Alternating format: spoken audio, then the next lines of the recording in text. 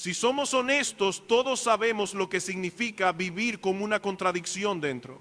No hace falta que alguien nos explique demasiado que es mejor ser humilde que orgulloso, más noble servir que usar a otros, más limpio decir la verdad que mentir, más justo hacer el bien que hacer el mal. Hay una conciencia en el ser humano que reconoce, aún de manera imperfecta, que ciertas cosas son dignas de aprobación y otras merecen ser condenadas. Incluso cuando alguien practica el mal, muchas veces intenta disfrazarlo de bien porque sabe que la virtud es más honorable que el vicio. Por eso la hipocresía es tan reveladora. El hipócrita finge ser lo que no es porque en el fondo reconoce que aquello que finge ser es mejor que lo que realmente es. El orgulloso quiere parecer humilde. El egoísta quiere parecer generoso. El cruel quiere justificar su dureza como sinceridad.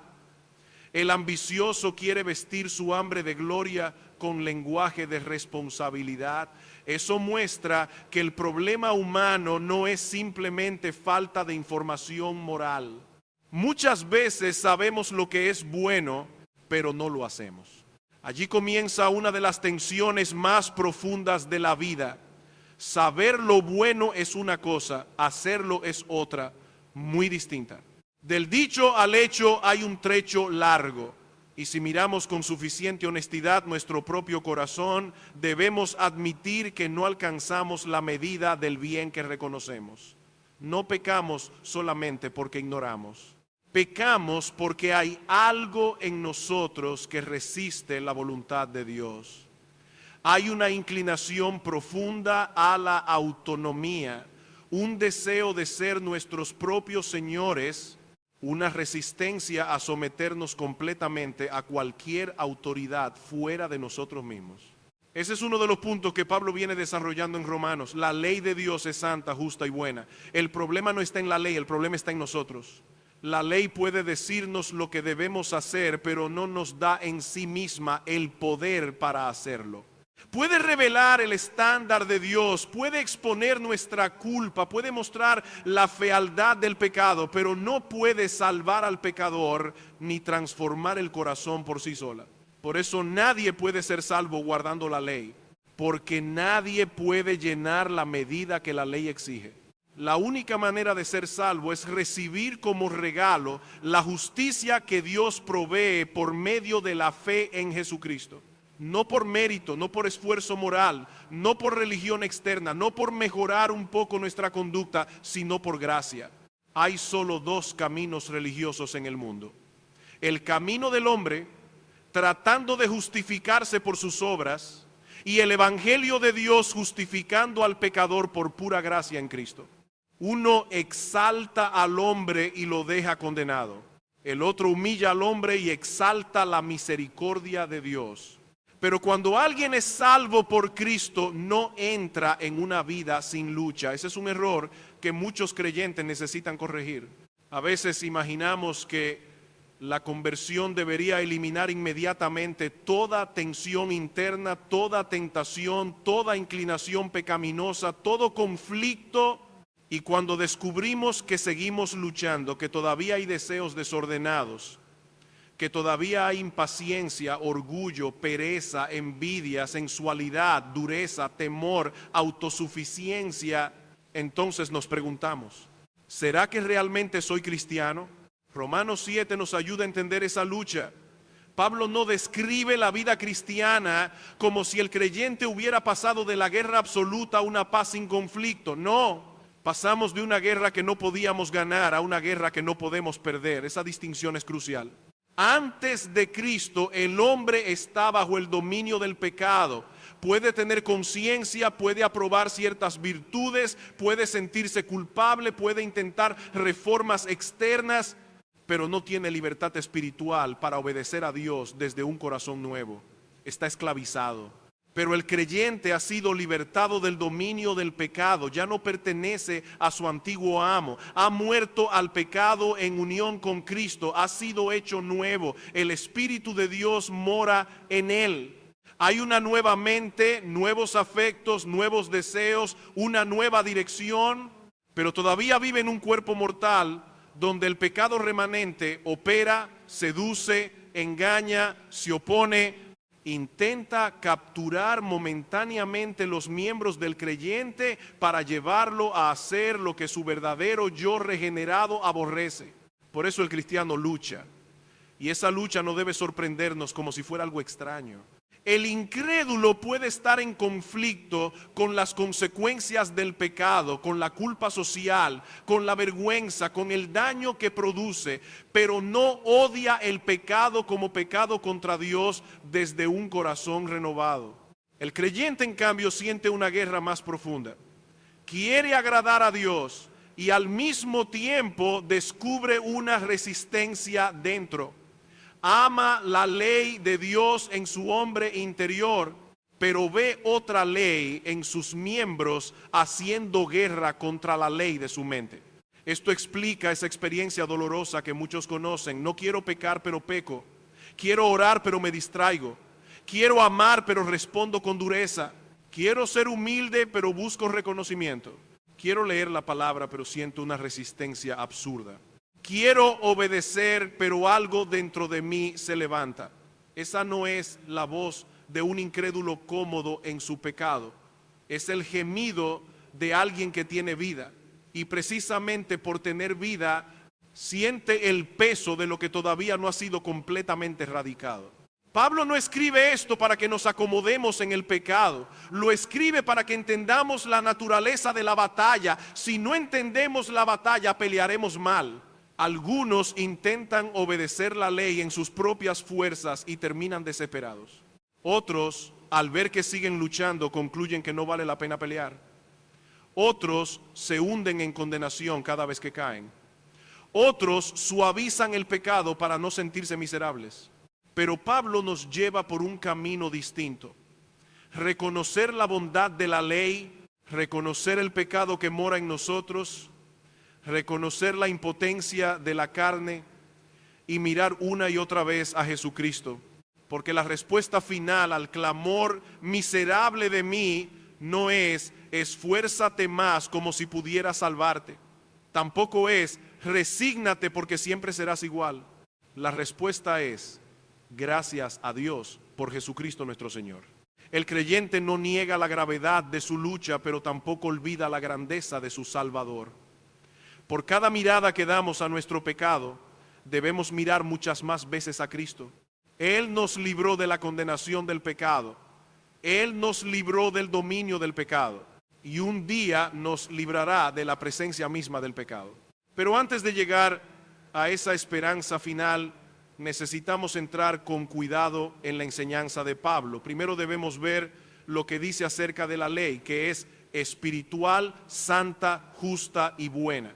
Luego debemos ver lo que dice acerca de sí mismo, y allí estamos todos incluidos, que en el creyente todavía habita pecado remanente. Y finalmente debemos ver hacia dónde apunta esta lucha. No a la desesperación, sino a una dependencia más profunda de Cristo y del Espíritu Santo hasta que la guerra termine. Pablo quiere que entendamos desde el principio que la ley no es el enemigo del creyente. Esto es importante porque cuando una persona escucha que la ley no puede salvar y que la ley no puede santificar por sí misma, puede llegar a una conclusión equivocada. Entonces la ley debe ser mala. Pero Pablo rechaza esa idea con fuerza. La ley es santa, el mandamiento es santo, justo y bueno. La ley no es el problema es el pecado que mora en nosotros. La ley es buena porque viene de Dios, no es una colección arbitraria de reglas inventadas para oprimir al ser humano, es una expresión del carácter santo, justo y bueno del Señor. Cuando Dios dice no matarás, está revelando que la vida humana tiene dignidad porque el hombre fue creado a imagen de Dios. Cuando dice no cometerás adulterio, está protegiendo la santidad del pacto, la pureza, la fidelidad, el diseño del matrimonio. Cuando dice no hurtarás, está afirmando que no tenemos derecho a tomar lo que no nos pertenece. Cuando dice no darás falso testimonio, está revelando que Él es Dios de verdad. Por eso atacar la ley de Dios no es una señal de espiritualidad. Hay quienes hablan de la gracia como si la gracia nos autorizara a despreciar los mandamientos del Señor. Pero la gracia no convierte lo malo en bueno ni lo bueno en irrelevante. La gracia no nos salva para que ahora llamemos libertad a la desobediencia. Si somos creyentes, podemos decir con Pablo que nos deleitamos en la ley de Dios en el hombre interior. Hay algo en el nuevo corazón que reconoce, esto es bueno, esto es puro, esto refleja a mi Señor. Imagine por un momento un mundo donde todos obedecieran los mandamientos de Dios perfectamente. No habría mentira, abuso, robo, adulterio, asesinato, corrupción, codicia, idolatría, traición, injusticia ni violencia. Las familias serían lugares de fidelidad y amor. Los gobiernos administrarían justicia sin intereses egoístas. Los negocios serían honestos, las palabras serían limpias, las relaciones estarían marcadas por verdad, humildad y servicio. El problema de este mundo no es que la ley de Dios sea demasiado santa. El problema es que nosotros somos demasiado pecadores. La ley funciona como un espejo. Cuando usted se mira en un espejo y descubre que tiene el rostro sucio, no culpa al espejo. El espejo no produjo la suciedad, simplemente la mostró. De la misma manera, la ley revela lo que ya está en nosotros. Nos muestra que el pecado no es un accidente externo, ni una mancha superficial, ni una debilidad pequeña que podemos corregir con un poco de disciplina. Nos muestra que el pecado ha penetrado profundamente en nuestra mente, nuestros deseos, nuestras palabras, nuestras acciones y nuestras motivaciones. Pablo dice que el pecado usa incluso lo bueno para mostrarse como pecado. La ley, siendo buena, expone la maldad del pecado.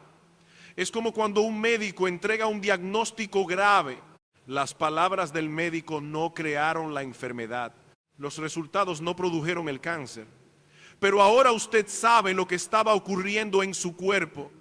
Y aunque el diagnóstico duela, es una misericordia saber la verdad. Peor sería vivir ignorando una enfermedad mortal. Así hace la ley, nos diagnostica. Nos dice que la enfermedad del pecado no está localizada en un solo rincón. Ha hecho metástasis en todo nuestro ser. Afecta lo que amamos, lo que tememos, lo que deseamos, lo que justificamos, lo que escondemos, lo que decimos y lo que callamos. La ley nos muestra que somos peores de lo que pensamos. Pero no nos muestra eso para que culpemos a Dios, sino para que dejemos de confiar en nosotros mismos. Y esto es necesario también para el creyente. Aunque ya hemos sido justificados en Cristo, todavía necesitamos que la palabra de Dios nos revele dónde el pecado sigue intentando operar. Necesitamos ver que nuestro enojo no es solo temperamento, que nuestra envidia no es solo comparación inocente, que nuestra impureza no es solo debilidad privada, que nuestra pereza espiritual no es solo cansancio, que nuestra lengua descontrolada no es solo sinceridad, que nuestro orgullo no es solo personalidad fuerte. La ley de Dios llama las cosas por su nombre, pero al mismo tiempo el creyente reacciona de una manera nueva ante esa ley. Antes la ley podía provocarnos rebelión, resentimiento o intento de autojustificación. Ahora, aunque sentimos la acusación contra nuestro pecado, reconocemos que la ley es buena. Cuando pecamos, no decimos desde el corazón renovado, la ley es injusta. Decimos, yo estoy mal. Esa diferencia es enorme. El creyente no odia la luz porque lo expone, odia la suciedad que la luz revela. Por eso Pablo puede decir que cuando hace lo que no quiere hacer, está de acuerdo con la ley, reconociendo que es buena. Su propia angustia demuestra que no está en paz con el pecado. El dolor que siente al desobedecer muestra que hay una nueva lealtad en él. Si la ley dijera algo malo, no habría razón para lamentarse. Pero justamente porque la ley es buena, el creyente se duele cuando vive por debajo de ella. Piense en esto de forma concreta. ¿Por qué un cristiano se siente mal cuando miente? No simplemente porque lo descubrieron, no solamente porque dañó su reputación, se siente mal porque sabe que Dios ama la verdad y él quiere agradar a Dios. ¿Por qué se duele cuando responde con dureza a su esposa, a su esposo, a sus hijos o a un hermano? Porque sabe que la mansedumbre de Cristo es buena. ¿Por qué se avergüenza cuando cae en impureza? Porque sabe que la santidad del Señor es hermosa. Esa lucha, aunque dolorosa, confirma que la ley de Dios ha encontrado eco en un corazón renovado. Sin embargo, la ley no puede producir por sí misma la obediencia que exige. Puede decir, ama, pero no puede por sí sola crear amor en un corazón muerto. Puede decir, no codicies, pero no puede arrancar la codicia de una naturaleza esclavizada. Puede decir, sé santo, pero no puede regenerar al pecador. Por eso, si usamos la ley como escalera para justificarnos, terminaremos condenados. Y si usamos la ley como fuente de poder para santificarnos en nuestras fuerzas, terminaremos frustrados. La ley es buena como revelación del carácter de Dios, como espejo que expone el pecado, como guía de lo que agrada al Señor, pero no es salvador. No fue dada para reemplazar a Cristo. No fue dada para que el hombre pudiera gloriarse en su propia obediencia. Fue dada para mostrarnos nuestra necesidad. Y aún después de convertidos, nos recuerda que no podemos pelear la batalla espiritual descansando en nuestra propia capacidad. Aquí entramos en el terreno más doloroso del pasaje. Si la ley es buena, si el mandamiento es espiritual, si el creyente en su hombre interior se deleita en la voluntad de Dios, entonces ¿por qué seguimos fallando? ¿Por qué hacemos lo que aborrecemos? ¿Por qué queremos obedecer y encontramos resistencia dentro de nosotros? Pablo responde señalando no a la ley, sino al pecado que todavía habita en nosotros. Pablo responde señalando no a la ley, sino al pecado que todavía habita en nosotros. Esa es una de las verdades más necesarias y más humillantes para todo creyente. Hemos sido regenerados, hemos sido unidos a Cristo. Hemos sido libertados del dominio del pecado. Ya no somos esclavos como antes. Pero todavía llevamos con nosotros un enemigo interno que no será eliminado completamente hasta la glorificación. Por eso Pablo dice, yo soy carnal. No está diciendo que sigue siendo un incrédulo dominado por la carne como antes de conocer a Cristo. Está hablando de la realidad de vivir todavía en una condición terrenal, en un cuerpo mortal donde el pecado remanente sigue operando. La ley es espiritual, viene de Dios, refleja a Dios. Pero Pablo, aunque ya es creyente, todavía vive en un cuerpo afectado por la caída. Hay una diferencia entre estar bajo el dominio del pecado y estar en guerra contra el pecado que aún mora en nosotros. Esa diferencia es fundamental. Antes de Cristo el pecado era nuestro amo, ahora el pecado es un enemigo invasor. Antes obedecíamos desde la esclavitud. Ahora cuando pecamos, somos como soldados momentáneamente capturados en el campo de batalla. No somos traidores que se pasaron al ejército enemigo, pertenecemos a Cristo. Pero en ocasiones somos seducidos, engañados, atrapados por aquello que ya no tiene derecho de reinar sobre nosotros.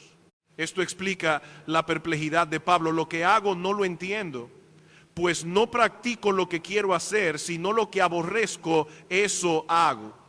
Todo cristiano verdadero conoce algo de esa experiencia. Hay momentos en que uno se mira después de pecar y dice, ¿cómo pude hacer eso otra vez? ¿Cómo pude responder así? ¿Cómo pude pensar así? ¿Cómo pude caer en algo que sé que deshonra a mi Señor? No es una confusión intelectual, es una angustia espiritual. El creyente sabe que lo que hizo está mal, lo aborrece y aún así reconoce que lo hizo. Aquí vemos una señal muy importante de vida espiritual. El cristiano no está cómodo con su pecado. Puede caer, pero no puede hacer paz con él. Puede ser seducido, pero no puede celebrar su caída como si nada hubiera ocurrido. Puede sentirse atraído por el pecado, pero también se siente repelido por él. Esa tensión es parte de la batalla. El pecado todavía apela a deseos desordenados, hábitos viejos, impulsos carnales, pero el nuevo corazón desea agradar a Dios. Por eso Pablo repite varias veces expresiones como quiero hacer el bien, no quiero hacer el mal, me deleito en la ley de Dios en el hombre interior. Esas no son las palabras de un hombre muerto espiritualmente. El incrédulo puede lamentar consecuencias, puede sentirse avergonzado socialmente, puede desear evitar problemas, pero no se deleita en la ley de Dios como expresión de su carácter. El creyente sí. Hay en él un nuevo yo que ama lo que Dios ama y aborrece lo que Dios aborrece. Entonces, ¿por qué falla? Pablo responde, el pecado que habita en mí. Debemos entender bien esta frase. Pablo no está evadiendo responsabilidad, no está diciendo yo no tuve nada que ver, no está justificando su pecado como si fuera culpa de una fuerza externa. Lo que está haciendo es distinguir entre su verdadero yo regenerado, que desea obedecer a Dios, y el pecado remanente que todavía opera en su carne. Cuando el creyente peca, está actuando en contradicción con su nueva identidad. Eso es pastoralmente precioso. Porque muchos creyentes sinceros interpretan su lucha como prueba de que no pertenecen a Cristo. Ven deseos malos, tentaciones persistentes, caídas dolorosas y concluyen, si fuera cristiano no sentiría esto. Pero Pablo nos muestra que la presencia de lucha no niega necesariamente la vida espiritual. Al contrario, el dolor por el pecado, el deseo de obedecer, el aborrecimiento de lo malo, la frustración por no ser más santo, pueden ser evidencias de que hay vida nueva en nosotros. Una persona muerta espiritualmente no gime como Pablo gime. No clama miserable de mí porque desea ser libre para obedecer a Cristo con pureza completa. El muerto puede sentirse incómodo por haber sido descubierto, pero no sufre porque ama la santidad de Dios y ve que no la refleja como quisiera. El creyente sí. Y cuanto más crece en santidad, más sensible se vuelve a lo que todavía falta. Mientras más ve a Cristo, más nota su propia distancia. Mientras más ama la ley de Dios, más le duele no obedecerla perfectamente. Esto significa que la madurez cristiana no elimina la batalla. Nadie debe pensar cuando tenga más años en la fe, ya no lucharé. Sí podemos crecer, vencer patrones, adquirir sabiduría, mortificar pecados, caminar con más estabilidad. Pero el pecado remanente no mejora con los años, no se vuelve más santo, no se domestica, debe ser combatido hasta el final. Un creyente de muchos años no está por encima de la necesidad de velar, orar y depender del Espíritu. De hecho, muchas veces la batalla se intensifica precisamente cuando queremos hacer el bien. Pablo dice que queriendo hacer el bien, haya que el mal está presente en él. ¿No es esa nuestra experiencia? Cuando queremos orar, aparecen distracciones. Cuando queremos leer la Escritura con seriedad, surge una resistencia extraña. Cuando queremos perdonar, el orgullo presenta argumentos. Cuando queremos servir, la pereza despierta. Cuando queremos ser pacientes, una provocación revela lo que todavía queda en nosotros. El pecado no se queda quieto cuando el creyente busca obedecer. Pero Pablo no nos dice esto para que alimentemos el pecado. Nos lo dice para que sepamos pelear. No debemos darle ventaja al enemigo que todavía opera en nuestra carne. No debemos excusarnos diciendo así soy. No debemos rendirnos diciendo siempre lucharé, así que no importa. No debemos suavizar la desobediencia. Debemos reconocer la realidad de la guerra y tomarla en serio. El cristiano que entiende Romanos 7 deja de sorprenderse ingenuamente ante su propia debilidad, pero tampoco se acomoda en ella. Reconoce en mí, es decir, en mi carne, no habita nada bueno. Esa confesión mata la autosuficiencia. Ya no confía en su temperamento, su disciplina, su conocimiento doctrinal, su historia espiritual o sus años de iglesia. ¿Sabe que si deja de depender del Señor puede ser capturado momentáneamente por el pecado que aborrece? Por eso esta lucha debe llevarnos a humildad, vigilancia y dependencia.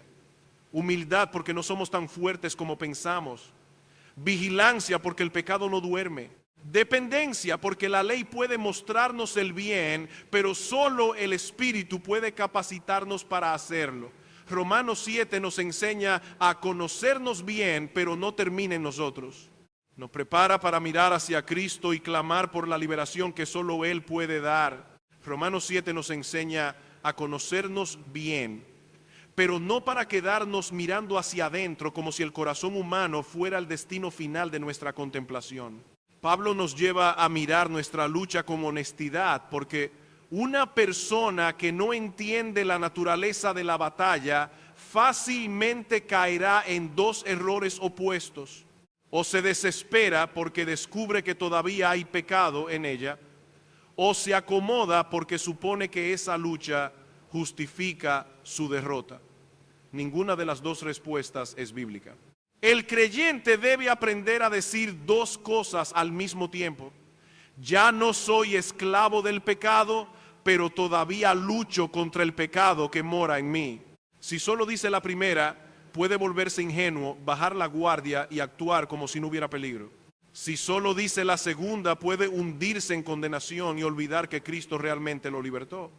La vida cristiana madura mantiene ambas verdades juntas. Somos libres en Cristo y precisamente porque somos libres, peleamos contra aquello que ya no tiene derecho a gobernarnos. Aquí la imagen de la guerra nos ayuda. Un soldado que pertenece al ejército correcto puede ser herido, emboscado, momentáneamente capturado o confundido en medio de la batalla. Pero eso no significa que se haya convertido en traidor.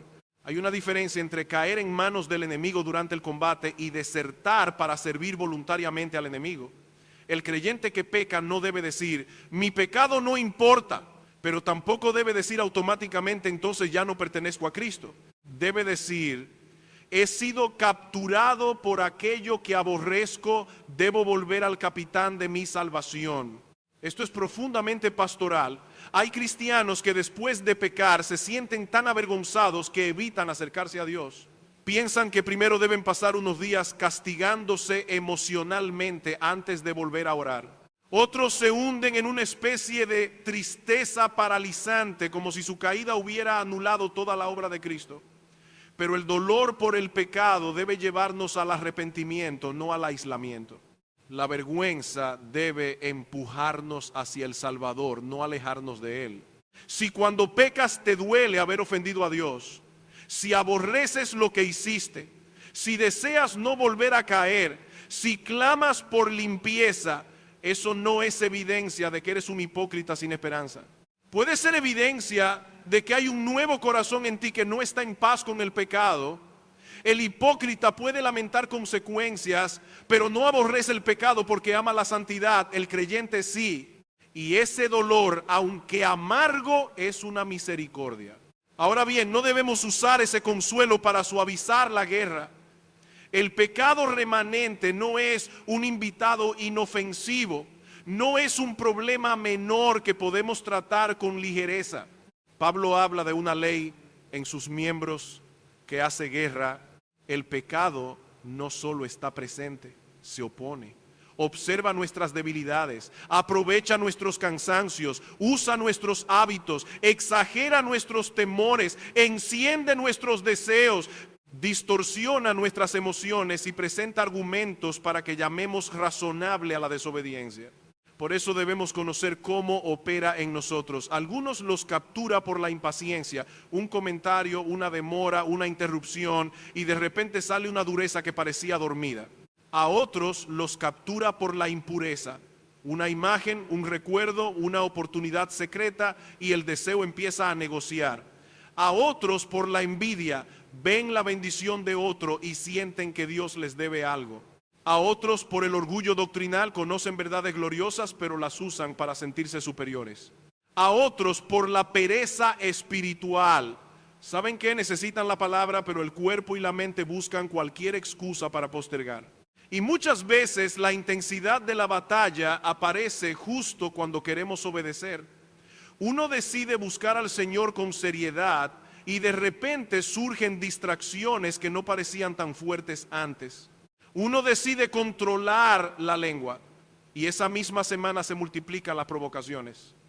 Uno decide servir con humildad y aparece el deseo de ser reconocido. Uno decide perdonar y la memoria empieza a traer detalles de la ofensa. Uno decide ser generoso y el miedo a perder seguridad se levanta. Pablo dice, queriendo yo hacer el bien, hallo que el mal está presente en mí. Esto no debe sorprendernos. Si el pecado no pelea cuando el creyente busca hacer el bien, entonces no entendemos la guerra. La carne no se incomoda demasiado cuando vivimos distraídos.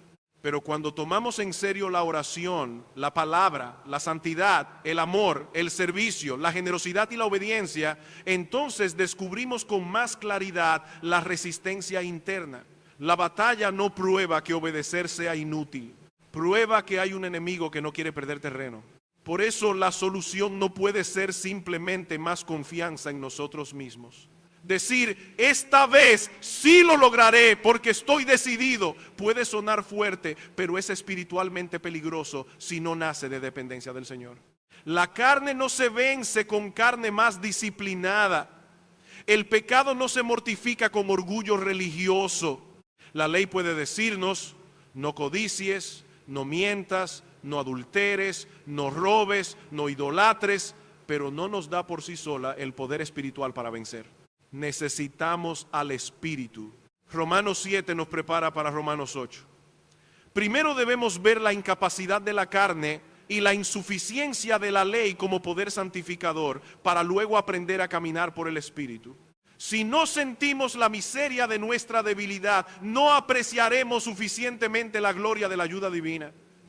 Si creemos que podemos vencer con simple fuerza de voluntad, no oraremos como debemos.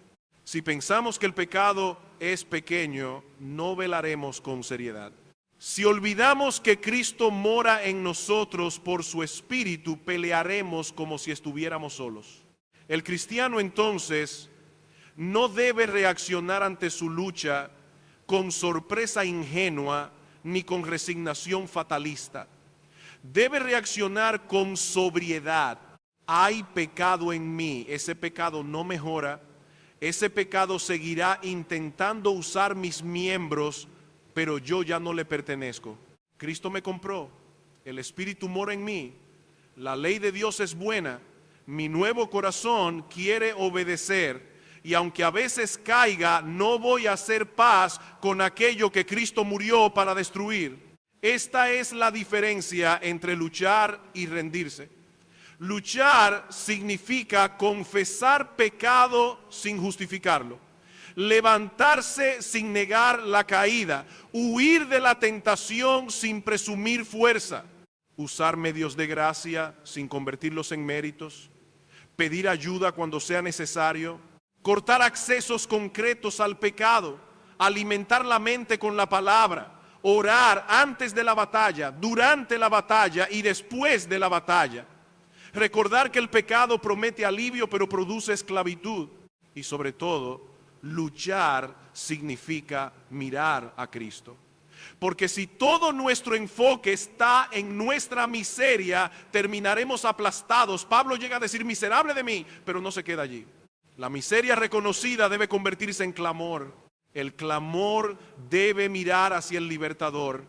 El libertador es Jesucristo. Todavía gemimos. Todavía peleamos, todavía sentimos el peso del cuerpo de muerte, pero no gemimos como personas sin esperanza. Por eso cuando el creyente cae, debe aprender a correr más rápido al evangelio que a la desesperación. Debe recordar que la condenación fue quitada, que el dominio del pecado fue roto, que la presencia del pecado será eliminada, que la guerra terminará, que Cristo no pierde a los suyos. El mismo Pablo que siente la angustia de Romanos 7 nos llevará a la declaración gloriosa de Romanos 8, no hay ahora condenación para los que están en Cristo Jesús. Pero antes de celebrar plenamente esa esperanza, debemos escuchar el gemido: ¿quién me librará de este cuerpo de muerte? Esa pregunta concentra el anhelo de todo creyente verdadero, no solo ser perdonado, sino ser finalmente libre de todo pecado para amar, adorar y obedecer a Cristo sin estorbo alguno. ¿Quién me librará de este cuerpo de muerte? Esa pregunta no nace de un creyente indiferente, no nace de alguien que está cómodo en su pecado, no nace de una persona que simplemente lamenta consecuencias. Es el gemido de un corazón regenerado que anhela una libertad más completa, una obediencia sin mezcla, una adoración sin distracción, una santidad sin interrupciones, una comunión con Cristo sin el estorbo constante del pecado remanente. Todo verdadero cristiano conoce en alguna medida ese gemido. No siempre con la misma intensidad, no siempre con las mismas palabras, pero lo conoce. Hay momentos en que uno mira su propio corazón y dice: Señor, ¿hasta cuándo seguiré luchando con esto? ¿Hasta cuándo esta impaciencia? ¿Hasta cuándo esta inclinación al orgullo? ¿Hasta cuándo esta frialdad? ¿Hasta cuándo esta facilidad para distraerme de ti? ¿Hasta cuándo esta lengua que debería bendecir y tantas veces hiere?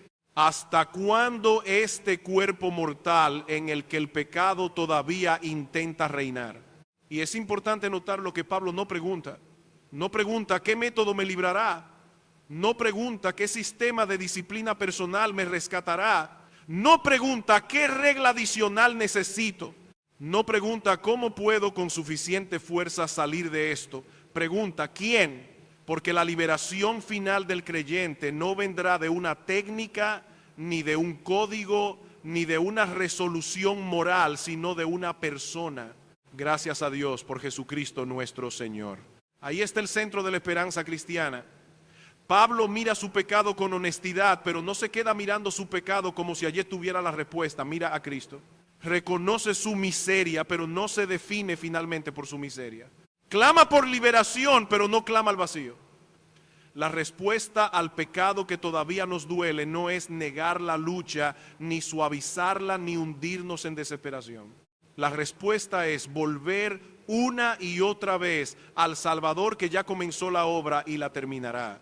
Por eso debemos aprender una disciplina espiritual fundamental. Por cada mirada que damos a nuestro pecado, debemos mirar mucho más a Jesucristo. No porque el pecado sea pequeño, sino porque Cristo es mayor.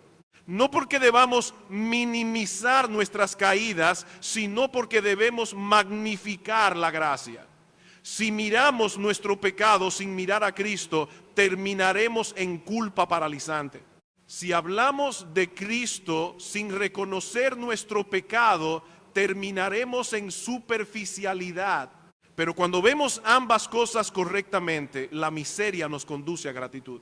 Gracias a Dios por Jesucristo, porque Él nos libró de la condenación del pecado. Esa es la primera verdad que el creyente debe recordar en medio de la batalla.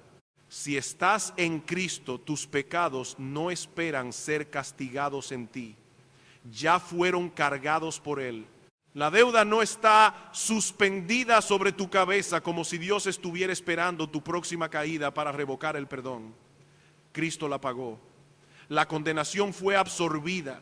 El veredicto de gracia fue pronunciado sobre todo aquel que está unido al Hijo.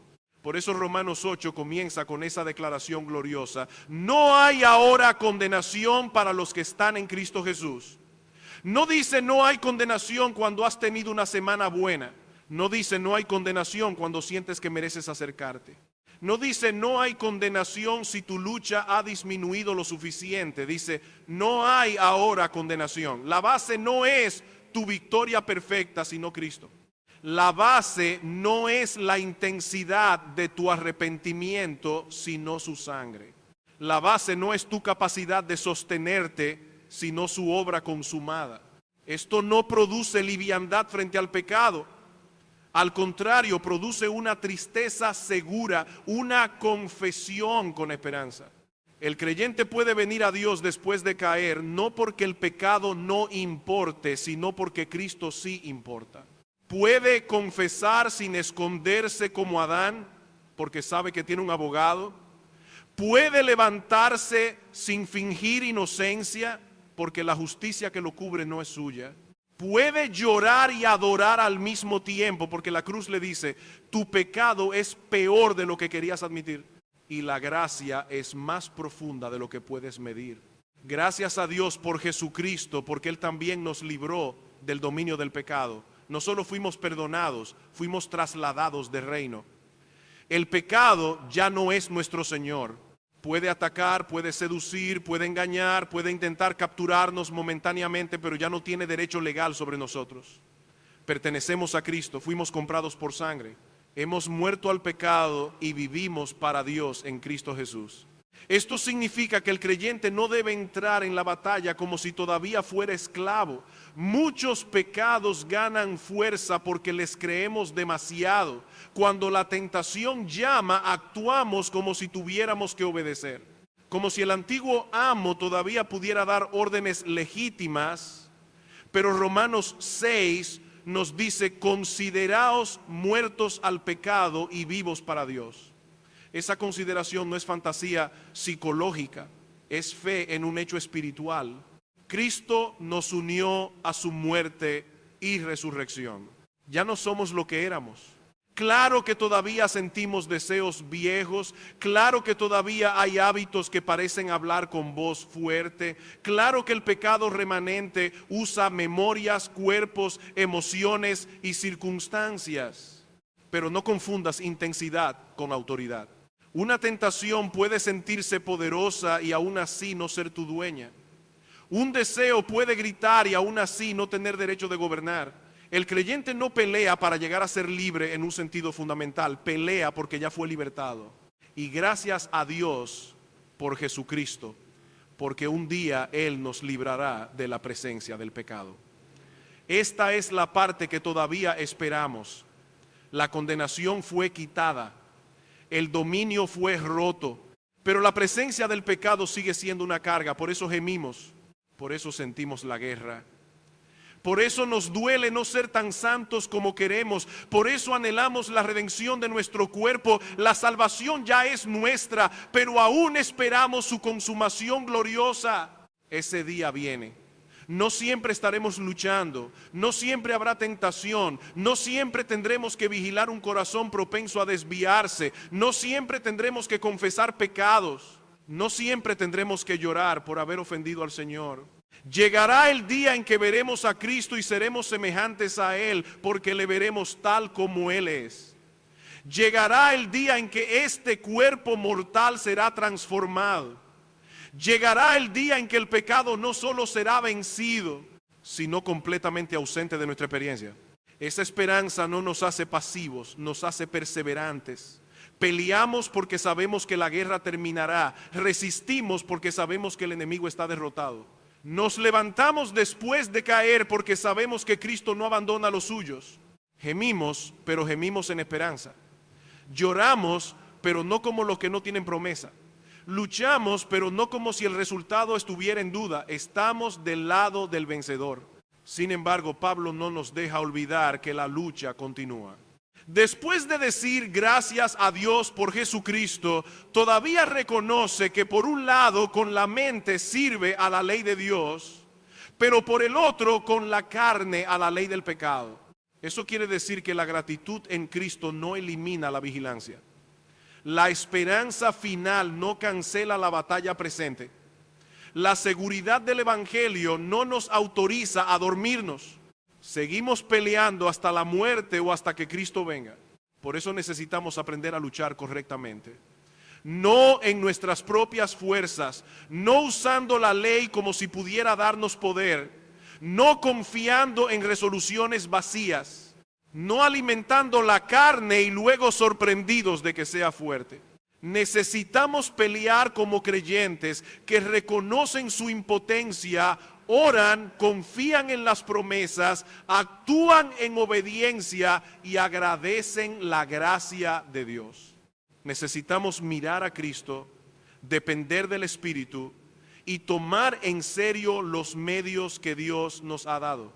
Necesitamos luchar como creyentes que reconocen su impotencia, oran, confían en las promesas, actúan en obediencia y agradecen la gracia de Dios. Esa manera de pelear es muy distinta a la autosuficiencia religiosa. La autosuficiencia dice, ya entendí el problema, ahora puedo controlarlo. La fe dice, ya entendí el problema, por eso necesito depender más profundamente del Señor. La autosuficiencia promete cambios con orgullo. La fe clama por ayuda con humildad. Lo primero es reconocer que el pecado todavía mora en nosotros. Reconocer que no mejora con el tiempo. Reconocer que puede usar nuestros miembros, nuestros hábitos, nuestros pensamientos, nuestras emociones y hasta nuestras circunstancias para intentar llevarnos a obedecer a nuestro antiguo amo. Reconocer que cuando estamos en nuestra mejor condición espiritual, seguimos siendo demasiado débiles para pelear sin la gracia de Dios. Ese reconocimiento no debe llevarnos al fatalismo, sino a la vigilancia. No decimos, como soy débil, entonces no hay nada que hacer. Decimos, como soy débil, no debo confiar en mí mismo. Hay una diferencia enorme. El fatalismo baja las armas. La humildad toma las armas correctas. La persona que sabe que tiene un enemigo interno no camina distraída, no alimenta lo que sabe que lo seduce, no coquetea con aquello que ya lo ha capturado antes. No presume que esta vez podrá acercarse al fuego sin quemarse. Muchos caen porque subestiman el pecado que mora en ellos. Dicen, yo puedo manejar esto, solo miraré un poco, solo responderé este mensaje, solo entraré un momento, solo voy a desahogarme, solo será esta, pero el pecado no juega limpio. El pecado engaña, promete, minimiza, apresura, oscurece la conciencia y luego acusa. Por eso debemos reconocer nuestra impotencia antes de ser arrastrados. Es mejor temblar delante de Dios que confiar en una carne que nunca ha sido confiable. Luego debemos orar. No como formalidad, sino como soldados que saben que no pueden sobrevivir en el campo de batalla sin auxilio del cielo. Orar antes de que llegue la tentación. Orar cuando la tentación aparece. Orar después de haber sido fortalecidos. Orar también después de caer. La oración es una confesión práctica de dependencia. Señor, yo no puedo con el pecado que mora en mí. Necesito tu espíritu. Necesito sabiduría, necesito dominio propio, necesito ver a Cristo más hermoso que esta oferta. No debemos atrevernos a enfrentar el día sin buscar el rostro del Señor, no porque un tiempo de oración sea un amuleto, sino porque la vida cristiana se vive en dependencia. Salimos a un mundo lleno de provocaciones, distracciones, deseos, presiones, imágenes, palabras, responsabilidades y tentaciones. Y además llevamos dentro un residuo de pecado que busca responder mal a todo eso. ¿Cómo vivir sin orar? ¿Cómo hablar, trabajar, servir, educar hijos, amar al cónyuge, enfrentar pruebas y resistir deseos sin clamar a Dios? Ore de manera concreta. No solo, Señor, bendice mi día. Diga, Señor, hoy voy a ver a esa persona con la que me cuesta ser paciente. Guarda mi lengua. Hoy estaré solo y sé que la impureza quiere aprovecharse. Fortalece mi mente. Hoy tengo una decisión importante y mi orgullo quiere controlar todo. Enséñame a someterme a tu voluntad. Hoy estoy cansado y puedo ser duro con mi familia. Que tu mansedumbre gobierne mi corazón. Esa oración no reemplaza la obediencia, la prepara. Después debemos confiar. Confiar no en nuestra fuerza, sino en las promesas de Dios. El Señor no nos ha dejado sin recursos. Él promete que ninguna tentación nos sobrevendrá que no sea humana y que juntamente con la tentación dará también la salida. Pero debemos creerlo lo suficiente como para buscar esa salida y tomarla. A veces la salida es huir. A veces es apagar el teléfono, a veces es confesar a un hermano, a veces es callar, a veces es pedir perdón, a veces es levantarse e irse, a veces es abrir la escritura y predicarle verdad al alma. Confiar también significa recordar quiénes somos en Cristo. No somos esclavos tratando de liberarnos, somos libertados peleando contra un enemigo derrotado. No luchamos para obtener aceptación delante de Dios, luchamos porque ya fuimos aceptados en el amado. No obedecemos para evitar la condenación, obedecemos porque no hay condenación para los que están en Cristo Jesús. La identidad cristiana no debilita la batalla, la fortalece. Peleamos desde la gracia, no para comprarla. Luego debemos actuar. Hay creyentes que confunden dependencia con pasividad. Dicen, estoy esperando que Dios me quite este pecado. Pero la Escritura dice, haced morir lo terrenal en vosotros. Por el Espíritu, haced morir las obras de la carne. La lucha es nuestra, pero no se pelea en nuestras fuerzas. Debemos cortar, huir, confesar, ordenar, resistir, obedecer, pedir ayuda, cambiar hábitos, poner límites, llenar la mente de la palabra, alejarnos de aquello que alimenta la carne. La gracia no nos vuelve espectadores de nuestra santificación. Si luchas con ira, actúa. No justifiques tus explosiones como carácter fuerte. Pide perdón, aprende a callar, retírate antes de destruir con palabras, ora antes de responder. Si luchas con impureza, actúa. No dejes puertas abiertas. No alimentes fantasías. No digas que puedes manejar lo que te está matando. Si luchas con pereza espiritual, actúa. Pon horario, apaga distracciones, abre la Biblia aunque no sientas deseo. Si luchas con orgullo, actúa. Sirve donde nadie te vea. Escucha corrección. Deja de defenderte siempre y después debemos agradecer. Agradecer porque no peleamos solos. Agradecer porque la gracia de Dios no se agotó con nuestra última caída. Agradecer porque Cristo ya pagó por nuestros pecados. Agradecer porque el Espíritu mora en nosotros. Agradecer por cada tentación resistida, por cada arrepentimiento concedido, por cada pequeño avance, por cada advertencia recibida, por cada hermano que nos ayuda, por cada promesa que sostiene el alma. La gratitud nos mantiene mirando a Cristo y no a nuestra propia capacidad.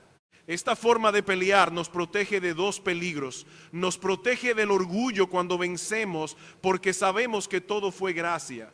Y nos protege de la desesperación cuando caemos porque sabemos que Cristo sigue siendo nuestro Salvador. La batalla no termina hoy. Tal vez mañana tendremos que clamar otra vez. Tal vez esta semana descubriremos otra vez cuán débil es la carne, pero también descubriremos otra vez cuán fiel es el Señor. Por eso Romanos 7 no está escrito para que nos acomodemos en la derrota, sino para que peleemos con realismo y esperanza. Realismo, porque el pecado todavía mora en nosotros. Esperanza, porque Cristo nos pertenece y nosotros pertenecemos a Cristo. Realismo, porque no viviremos en victoria constante de este lado del cielo. Esperanza, porque tampoco vivimos en derrota continua. El Espíritu de Dios está obrando y la guerra que peleamos no puede terminar en fracaso final. El Espíritu de Dios está obrando y la guerra que peleamos no puede terminar en fracaso final. Esa es una de las grandes esperanzas del creyente. No estamos en una batalla cuyo resultado depende de la fuerza de nuestra carne. No estamos intentando vencer para ver si algún día pertenecemos a Cristo. Pertenecemos a Cristo y por eso peleamos. Hemos sido comprados, libertados, justificados, unidos al Salvador resucitado, habitados por el Espíritu Santo. La guerra es real, pero el resultado no está en duda. Eso no significa que la batalla sea liviana. Pablo no habla como un hombre que juega con palabras religiosas. Él dice, miserable de mí, porque siente el peso de llevar todavía este cuerpo de muerte. ¿Sabe lo que es querer obedecer y descubrir resistencia? ¿Sabe lo que es amar la ley de Dios y sin embargo ver otra ley en sus miembros? ¿Sabe lo que es desear una santidad más plena y gemir porque todavía no ha llegado la glorificación? Esa tensión no es señal de una fe falsa. Es parte del gemido normal de los que han sido hechos nuevos, pero aún no han sido hechos perfectos. Por eso, hermano, hermana, no interpretes tu lucha como si fuera necesariamente evidencia de que no eres cristiano. Si aborreces tu pecado, si te duele ofender al Señor, si deseas agradarle, si vuelves arrepentido, si no puedes hacer paz con aquello que Cristo murió para destruir, entonces hay señales de vida en ti. El creyente no es alguien que nunca cae, es alguien que no puede llamar hogar al pecado. Puede ser capturado por un momento en la batalla, pero no se ha pasado al bando enemigo. Pero tampoco uses esta lucha como excusa para acomodarte. Romanos 7 no fue escrito para que digamos así soy, así seguiré, no hay nada que hacer. Fue escrito para que entendamos la guerra y corramos a Cristo. Fue escrito para quitarnos la confianza en la carne, no para quitarnos el llamado a obedecer. Fue escrito para que dejemos de pelear con nuestras propias fuerzas y aprendamos a depender del Espíritu. La presencia del pecado en nosotros explica la lucha, pero no justifica la rendición. Así que sigue peleando. Reconoce tu debilidad, ora sin cesar, confía en las promesas, actúa con obediencia concreta, agradece la gracia, no alimentes aquello que sabes que te captura. No llames pequeño a lo que Cristo llama pecado. No negocies con deseos que ya han demostrado ser traicioneros. No camines cerca del abismo para probar tu fuerza. Huye cuando debas huir. Confiesa cuando debas confesar. Pide ayuda cuando debas pedir ayuda. Corta lo que debas cortar. Y haz todo esto mirando a Cristo, no a tu propia capacidad. Porque gracias a Dios por Jesucristo nuestro Señor, gracias a Dios porque Él nos libró de la condenación del pecado. No hay ahora condenación para los que están en Cristo Jesús. Esa frase debe estar escrita en la conciencia del creyente, no para volvernos ligeros, sino para sostenernos cuando caemos. La condenación que merecíamos cayó sobre Cristo, la justicia que no teníamos nos fue dada en Él. El tribunal de Dios ya no nos espera como lugar de condena, porque nuestro Salvador cargó nuestra culpa y resucitó para nuestra justificación. Gracias a Dios porque Cristo nos libró del dominio del pecado. Aunque el pecado todavía mora en nosotros, ya no reina legítimamente sobre nosotros. No somos lo que éramos, no pertenecemos al antiguo amo. El pecado puede gritar, pero no tiene derecho de gobernar. Puede tentar, pero no puede reclamar propiedad. Puede herir, pero no puede destruir al que Cristo ha comprado. Por eso peleamos desde una libertad ya recibida, no desde una esclavitud definitiva. Y gracias a Dios porque Cristo nos librará de la presencia del pecado. Ese día viene. No siempre habrá guerra, no siempre habrá gemido, no siempre tendremos que velar contra deseos torcidos, no siempre tendremos que confesar la misma debilidad. No siempre veremos en nosotros una mezcla dolorosa de amor a Dios y resistencia interna. Llegará el día en que veremos al Señor cara a cara y entonces seremos semejantes a Él. La santidad que ahora deseamos con lágrimas será nuestra experiencia completa. Hasta ese día gemimos en esperanza. No gemimos como los desesperados, gemimos como hijos que esperan la redención del cuerpo, gemimos como soldados que saben que el rey ya venció, gemimos como peregrinos que todavía sienten el peso del camino pero conocen el destino, gemimos como creyentes que dicen no soy todavía lo que debo ser, pero por gracia ya no soy lo que era y Cristo completará lo que comenzó. Así que no te rindas, no te sorprendas de la batalla. No hagas paz con el pecado, no confundas tentación con derrota final, no confundas caída con identidad, no confundas el gemido de Romanos 7 con ausencia de Romanos 8. Romanos 7 está antes de Romanos 8. La lucha es real, pero la condenación fue quitada. La carne resiste, pero el Espíritu mora en nosotros. El pecado ataca, pero Cristo reina. El cuerpo mortal gime, pero la gloria viene. Y cuando vuelvas a sentir la miseria de tu pecado, no te quedes allí. Mira a Cristo.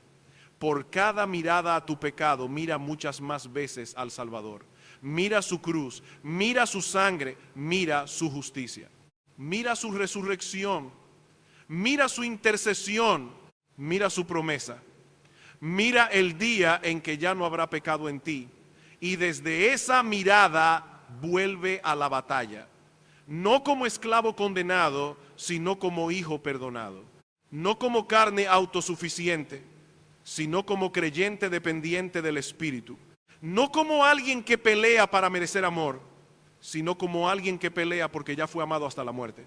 El cristiano puede decir con dolor, miserable de mí, pero no termina ahí, termina diciendo, gracias a Dios por Jesucristo nuestro Señor.